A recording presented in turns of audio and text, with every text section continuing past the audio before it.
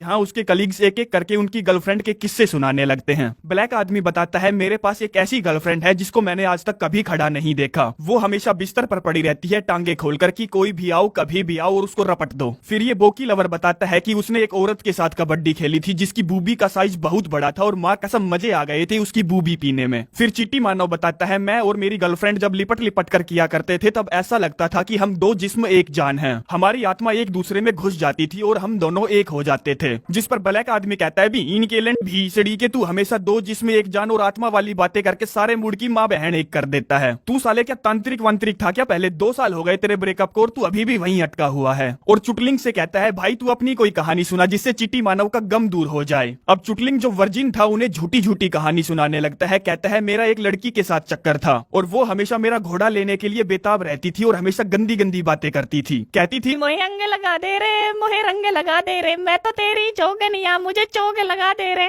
तभी ब्लैक आदमी पूछता है, यार ये तो बता उसका फिगर कैसा था, जैसे कि उसकी चुच्ची के निपल छोटे थे या बड़े थे, काले थे या गुलाबी थे, ढीले थे या टाइट थे। चुटलिंग कहता है, अरे यार वो जैसी भी थी बड़ी कमाल की थी। उसकी बूबी पकड़ने में बिल्कुल ऐसी थी जैसे रेत की भरी पन्नी हो। ये फंस गया सीएम, इसे पार्टी की मीटिंग समझ के फंस गया। जो सुनकर वो चौंक जाते हैं कि लड़कियों की बूबी रेत से भरी पन्नी जैसी कब से होने लग गई और उससे पूछते हैं, सच बताना तू वर्जिन है ना? वो शुरू में तो मना करता है और फिर कहता है, हाँ मैं वर्जिन हूँ, पर मैंने 10 साल की उम्र में बहुत सारी लड़कियों के साथ मजे किए थे। बोकी लवर कहता है, मुझे पता था, साले तूने अब तक अपनी नली साफ नहीं की। ब्लैक आदमी कहता है, देख दोस्त हम तेरा मजाक नहीं उड़ा रहे, पर हमें अब तेरे लिए कुछ करना पड़ेगा। अब से तेरा घोड़ा हमारा घोड़ा, हम तेरे लिए कहीं ना कहीं से बिल्ली मारने का जुगाड़ जरूर करेंगे। और बस यहीं से शुरू होता है असली खेल। अगले दिन वो अपनी जॉब पर जाता है ये सोचकर कि वो साले बेवड़े अब तक उसकी वर्जिन होने वाली बात भूल चुके होंगे, लेकिन नहीं, ब्लैक आदमी ने वहाँ उसके लिए अश्लील वीडियो चला रखी थी और चिल्ला चिल्ला कर कह रहा था, भाई हम कहीं से भी तेरे लिए बिल्ली मारने का जुगाड़ जरूर करेंगे। जिस सबसे वो बहुत ज्यादा शर्मिंदा हो जाता है और स्टोर से बाहर भाग जाता है, जिसके पीछे पीछे चिट्टी मानव भी जाता है उसे समझाने के लिए और उसे एक रेस्टोरेंट में ले जाता है जहाँ उससे पूछता है कि तुम 40 के हो गए हो लेकिन आज तक ऐसा कुछ भी हुआ क्यों नहीं? चुटलिंग कहता है, जब मैं छोटा था तब मैंने कोशिश की थी पर बात बनी नहीं। जिसके बाद मैं थोड़ा सा बड़ा हुआ तो मुझे और भी ज्यादा हिचकिचाहट होने लगी और फिर मैंने किसी की मारने का प्लान ड्रॉप ही कर दिया। चिट्टी मानव कहता है, मैं समझ गया तेरी बात, तुम हमारे साथ क्लब चलो, हम वहाँ खूब मस्ती करेंगे। चुटलिंग कहता है, हाँ मैं जरूर चलूंगा, पर याद रखना मैं किसी की भी चिड़िया नहीं उड़ाऊंगा। जिसके बाद वो पैदल ही अपने घर की तरफ जाने लगता है जहाँ उसका ध्यान अब सिर्फ अश्लील चीजों पर ही पड़ता है। जैसे कि उसे लड़कियों की सिर्फ बूबी ही दिखाई देती है, जिसमें उनकी बूबी देखते देखते वो एक लड़की से भी टकरा जाता है। तभी उसकी नजर बगल में चल रही बस पर पड़ती है जिस पर बड़ा सा मैन फोर्स का पोस्टर चिपका था। फिर वो छोटे कुत्ते को बड़ी कुतिया की लेते हुए देखता है जो चीजें मानो उसको इशारे कर रही थी कि भाई तुझे अब चिड़िया जरूर मारनी चाहिए। रात के टाइम उसके कलीग्स उसे एक पार्टी में ले जाते हैं जहाँ पर बहुत सारी लड़कियां थी। तभी लवगुरु बनकर ब्लैक आदमी बोलता है, देख मेरे भाई, तुझे जाकर एक ऐसी लड़की ढूंढनी है जो बिल्कुल टल्ली हो, यानी कि पूरी तरह से आउट हो, जो लड़खड़ा रही हो, उल्टी से भरी हो और उसके घुटने छिले हुए हों। अगर तूने आज एक ऐसी लड़की ढूंढ ली तो तेरी नली आज साफ हो ही जाएगी। वो कहता है, नहीं यार मुझसे नहीं होगा, मैं ये सब करने के लिए नहीं आया हूँ। ब्लैक आदमी कहता है, देख शेर को कैसे पता होता है कि हिरण पर जाकर झपट ले, वैसे ही आदमी की डीएनए में लिखा होता है कि टल्ली लड़की को पीछे से जकड़ ले। जिस काम के लिए वो शुरू में तो मना करता है और फिर जाकर एक टल्ली लड़की की तलाश शुरू करता है जिसमें उसे ये बेवड़ी मिलती है जो बेहोश पड़ी है, तो उसका काम नहीं बनता और अगले दिन वो फिर से अपनी जॉब पर होता है जहाँ एक बर्बाद फुद्दी नाम की लड़की वीसीआर खरीदने आई थी और नहीं जानती थी कि उसे कौन सा वीसीआर खरीदना है। तो अपना चुटलिंग जो उसे देखकर उस पर फिदा हो गया था उसकी मदद करता है। कहता है, तुम्हें ये वीसीआर नहीं खरीदना चाहिए क्योंकि वीसीआर की टेक्नोलॉजी ज्यादा से ज्यादा 6 महीने और चलेगी, इसीलिए तुम्हें वीसीआर प्लस डीवीआर खरीदना चाहिए। जिसकी दी हुई सलाह से वो बहुत ज्यादा खुश हो जाती है तो उसे एक कार्ड पर अपना नंबर लिख कर दे देती है जो कि काम करती है पास में ही खुले ईबे स्टोर में, जिसमें वो लोगों का पुराना सामान खरीदती है और उसे ऑनलाइन बेचती है। आगे वो ब्लैक आदमी को बताता है कि बर्बाद फुद्दी ने उसको अपना नंबर दिया है, जिस पर ब्लैक आदमी उसके लिए बहुत खुश हो जाता है और कहता है, मैंने कहा था ना बात बन जाएगी, तू कोशिश करता रहे। तो चल अब शाम को पार्टी करते हैं इसी खुशी में। जहाँ वो उन सभी से पूछता है, ये बताओ कि मैं उसे कॉल कब करूं? वो पूछते हैं, क्या तुम्हें वो पसंद है? चुटलिंग कहता है, हाँ मुझे वो बहुत पसंद आई। बोकी लवर कहता है, तब तो तुम उसे बिल्कुल भी कॉल मत करो, अगले ओलंपिक तक तो बिल्कुल भी नहीं। ब्लैक आदमी कहता है, हाँ वो बिल्कुल सही कह रहा है, देख उसके खेत में फावड़ा चलाने से पहले अड़ोस पड़ोस के खेत में फावड़ा चलाना सीख, अंटियों पर लाइन मार और अपनी प्रैक्टिस कर। जब तक तू रणजी ट्रॉफी में 10-12 सेंचुरी ना मार ले तब तक टेस्ट मैच के बारे में सोचना भी मत। जिसके बाद वो सारे के सारे लवगुरु उसे थोड़ा सा इंसान बनाने के लिए उसकी वैक्सिंग करवाने चाइनीज दुकान पर ले जाते हैं, जहाँ जब उसको बहुत ज्यादा पेन होता है तो वो आधे में ही वहाँ से निकल लेता है। अगले दिन वो बोकी लवर के साथ काम कर रहा होता है, जो उससे कहता है देख वो बुक स्टोर वाली लड़की, इसको अपने साथ कहीं घुमाने ले जा, तेरी प्रैक्टिस हो जाएगी। चुटलिंग कहता है पर यार मुझे तो बर्बाद फुद्दी ज्यादा पसंद है। वो कहता है देख भाई भीसड़ी के एक बीज बोने से काम नहीं चलेगा, तुझे बहुत सारे बीज बोने पड़ेंगे अगर तुझे मीठे मीठे टमाटर खाने हैं तो। लड़कियों को पटाना बिल्कुल आसान है, तू बस उनसे सवाल कर और बेवकूफ बनकर उनकी सारी बातें सुन, बाकी वो अपने आप पट जाएंगी। तो सामने खड़ी उस लड़की के पास जा और अपनी प्रैक्टिस कर। जिस बुक स्टोर वाली लड़की के पास जाकर वो बिल्कुल शांत खड़ा हो जाता है, जिस पर वो पूछती है तुम क्या ढूंढ रहे हो। वो कुत्ते पर कुत्ता फेंकते हुए पूछता है ऐसा क्या है जो मुझे ढूंढना चाहिए, जिस पर वो हंसकर कहती है हमारे पास यहाँ बहुत सारी किताबें हैं, तुम्हें किस टाइप की किताब पसंद है। वो फिर से कुत्ते के ऊपर कुत्ता फेंकता है और पूछता है तुम्हें कैसी पसंद है। वो कहती है ये तो मूड पर डिपेंड करता है। चुटलिंग फिर से कुत्ते के ऊपर कुत्ता फेंक देता है और पूछता है तुम्हारा क्या मूड कर रहा है इस वक्त। जो सुनकर वो समझ जाती है कि ये क्या बातें चल रही है और जोर जोर से हंसते हुए उसका नाम पूछती है, जिस पर चुटलिंग अपना नाम बताने की बजाय उल्टा उसी का नाम पूछ लेता है। वो कहती है अच्छा तो तुम मुझे पटाने की कोशिश कर रहे हो। वो कहता है नहीं, जब तक तुम पटना ना चाहो, और अपनी गेंद भींचकर वहां से खिसक लेता है। बोकी लवर कहता है रे यार तूने तो धरती गीली करके लठ ही गाड़ दिया। चुटलिंग पूछता है क्या मैं उसको कहीं घुमाने लेकर जाऊं। वो कहता है नहीं, तूने बीज बो दिया है, बस अब उसके पौधा बनने का इंतजार कर, फिर फसल काटना। उसी रात चीटी मानव अपनी अश्लील वीडियो की पेटी भरकर उसके घर पहुंचता है और कहता है इनको अपने पास रखो और इन्हें देखकर ये सीखो कि तुम्हें किस किस पोजीशन में कैसे कैसे करना है, ताकि लड़कियों को तुम नए खिलाड़ी ना लगो। चुटलिंग कहता है नहीं मेरे भाई भीसड़ी के, मुझे इन सब चीजों की कोई जरूरत नहीं है। चीटी मानव कहता है नहीं, तुम इसे अपने पास रखो जब तक तुम्हें मजदूरी करने के लिए कोई खेत ना मिल जाए, और जबरदस्ती अपनी अश्लील पेटी उसके घर छोड़कर निकल लेता है। जो सारा टॉर्चर अब उससे और नहीं सहा जा रहा था, तो वो अगले दिन बर्बाद फुद्दी से मिलने उसके ईबे स्टोर पहुंचता है, जो उसे देखते ही पहचान लेती है और कहती है भड़वे बहुत दिनों बाद आया है, अब आ ही गया है तो शाम को चल कहीं घूमने चलते हैं। वो कहता है ग्रेट, मैं जरूर चलना चाहूंगा। जहाँ शाम को वो दोनों एक साथ डिनर करते हैं और बर्बाद फुद्दी को उसका नेचर बहुत अच्छा लगता है, तो वो उसे अपने घर ले जाती है। जहाँ वो दोनों अंदर बाहर करने की शुरुआत करने ही वाले थे कि तभी वहाँ बर्बाद फुद्दी की बेटी आ जाती है और अपनी मम्मी को नंगी हालत में देखकर गुस्से में कहती है भी इनकी लोटी मम्मी खुद तो सारे दिन इधर उधर मुंह मारती रहती है और मुझसे बोलती है ये सब करना गलत है। जो सब सुनकर चुटलिंग फटाफट अपने कपड़े उठाकर वहाँ से खिसक लेता है कि यार आज भी प्रोग्राम नहीं बना। जिसके बाद अगले दिन वो अपने काम पर होता है, जहाँ उसकी बॉस उससे कहती है मैं तुम्हारी प्रॉब्लम के बारे में सोच रही थी, मैंने सुना है कि तुम अभी तक वर्जिन हो और अगर तुम चाहो तो मेरी गुफा के दरवाजे तुम्हारे लिए हमेशा खुले हैं, तुम जब भी चाहो अपना फावड़ा लेकर आ जाना, मुझे कोई दिक्कत नहीं है। वो कहता है ठीक है, मैं जरूर सोचूंगा इस ऑफर के बारे में। आगे शाम होते ही वो फिर से बर्बाद फुद्दी के साथ डेट पर जाता है, जहाँ वो उससे माफी मांगते हुए कहती है कि मुझे तुम्हें बता देना चाहिए था कि मेरे 3 बच्चे हैं, जिनमें से एक बच्चे को तो बच्चा भी हो चुका है। अब आप लोगों को लग रहा होगा कि चुटलिंग ये सुनकर वहाँ से भाग जाएगा, पर ना ना ना ना ना ना ना ना, उसको ये बात बिल्कुल भी बुरी नहीं लगती, क्योंकि वो बेचारा वर्जिन था तो उसे कोई भी चलेगी। बर्बाद फुद्दी कहती है देखो अगर तुम चाहो तो हम सब कुछ यहीं खत्म कर सकते हैं, या फिर अपनी दोस्ती को ऐसे ही बरकरार रख सकते हैं, क्योंकि तुम एक अच्छे इंसान हो, इसलिए मैं सोच रही थी कि कुछ टाइम के लिए फिजिकल वाले पार्ट को हम भूल जाते हैं। अब चुटलिंग जिसकी हमेशा किसी की लेने के नाम पर फटी रहती थी, वो कहता है हाँ ठीक है, हम तब तक सेक्स नहीं करेंगे जब तक अपनी 20 डेट कंप्लीट नहीं कर लेते। आगे वो घर पहुंचता है और बोकी लवर को फोन करके बताता है कि वो आज फिर से फुद्दी लवर के साथ डेट पर गया था, जो उससे पूछता है क्या तूने उसको बता दिया तू वर्जिन है। चुटलिंग कहता है नहीं, मैंने अभी तक उसको नहीं बताया, पर हाँ उसने मुझे बताया कि उसके 3 बच्चे हैं, जिनमें से एक बच्चे को तो बच्चा भी हो चुका है। जो सुनकर बोकी लवर को खांसी आ जाती है, कहता है यानी कि वो एक दादी है। तो दोस्तों अब आप लोगों को समझ में आया कि मैंने उसका नाम बर्बाद फुद्दी क्यों रखा, क्योंकि नीचे सब कुछ बर्बाद हो चुका है, हवेली ढह चुकी है, अब कुछ नहीं बचा वहाँ देखने दिखाने को। बोकी लवर कहता है पर यार वो बिल्कुल होट दादी है, ऐसी दादी तो मैंने कभी नहीं देखी, मेरी दादी तो भीड़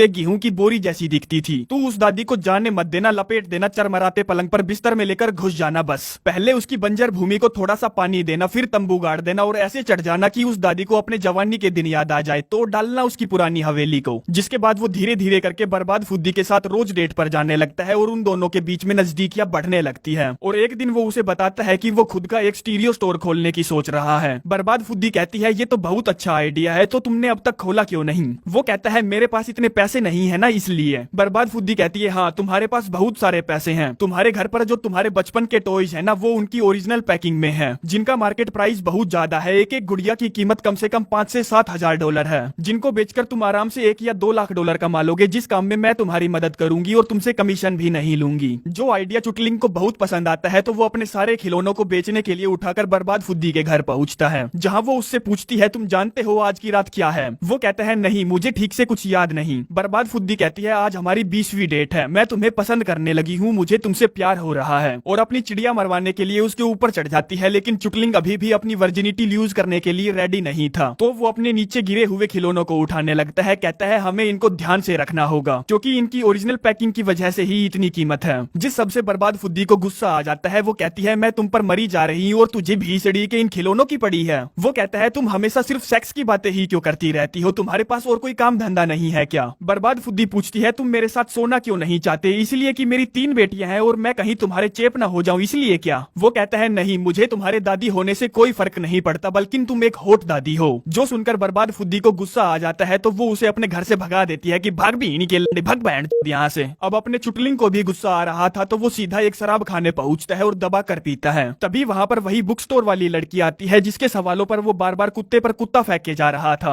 अब उसका बोया हुआ बीज पौधा बन चुका था तो अब फसल काटने की बारी थी, जिसमें वो लड़की उसे अपने घर ले जाती है। लेकिन अपना चुटलिंग वहाँ भी हक देता है, जबकि साले को सब कुछ थाली में सजा सजाया मिल रहा था। अब वो बुक स्टोर वाली लड़की की खुली किताब नहीं पढ़ पाता तो वापस अपने घर पहुंचता है, जहाँ उसको मनाने के लिए बर्बाद फुद्दी उसके घर पर पहले से मौजूद थी और उसने अब तक चीटी मानव की दी हुई अश्लील वीडियोस देख ली थी। तो उससे पूछती है ये सब क्या है? मस्त माहौल, मस्त मोहल्ला, मस्त माहौल में जीने दे। वो कहता है ये सब मेरा नहीं है, ये डीवीडी चीटी मानव की है और मैंने अब तक इनको देखा भी नहीं है। जिस सब का वो गलत ही मतलब निकाल लेती है कि वो उसकी लेना भी नहीं चाहता और अब झूठ भी बोल रहा है कि ये अश्लील वीडियो उसकी नहीं है। तो पूछती है तुम करना क्या चाहते हो? कहीं तुम मेरा मर्डर तो नहीं करना चाहते? वो कहता है नहीं, मैं तुम्हें मारना नहीं चाहता, मैं तुमसे प्यार करता हूँ। जिस पर मारना नहीं चाहता वाली बात सुनकर वो समझ जाती है कि ये कोई खूनी है और अपनी गींड दबाकर वहाँ से भागने लगती है। चुटलिंग उसका अपनी साइकिल से पीछा करता है लेकिन बर्बाद फुद्दी नहीं रुकती और एक जगह जाकर चुटलिंग बिलबोर्ड से टकराकर वहीं सड़क के बीच में ढेर हो जाता है। अब वो घोचू ठीक है कि नहीं ये देखने के लिए बर्बाद फुद्दी दौड़ती हुई उसके पास आती है, जहाँ वो सीधा एक ही झटके में उसे बता देता है कि मैं वर्जिन हूँ। जो सुनकर एक बार तो वो चौंक जाती है और पूछती है तो क्या सारा मामला यही था? तुमने मुझे पहले क्यों नहीं बताया कि तुम्हारा तागा अभी तक टूटा नहीं है? बिवली गींड वर्जिन होना कोई बुरी बात थोड़ी ही है। साला अब जाकर समझ में आया है कि तू मेरी लेना क्यों नहीं चाहता था। जिसके बाद वो दोनों किस करते हैं और कुछ दिनों बाद शादी कर लेते हैं उन्हीं पैसों से जो उन्होंने गुड्डा गुड़िया बेचकर कमाए थे, जो रकम लगभग 5 लाख डॉलर थी। अब शादी हो गई थी तो सुहागरात पक्की थी, जिसमें उसका अंदर घुसते ही टपक जाता है। पर चलो जो भी हो, आखिरकार उस गधे की वर्जिनिटी लूज तो हुई। जिसके साथ ही ये कहानी यहीं पर समाप्त हो जाती है और हमें इस कहानी से लंड भी सीखने को नहीं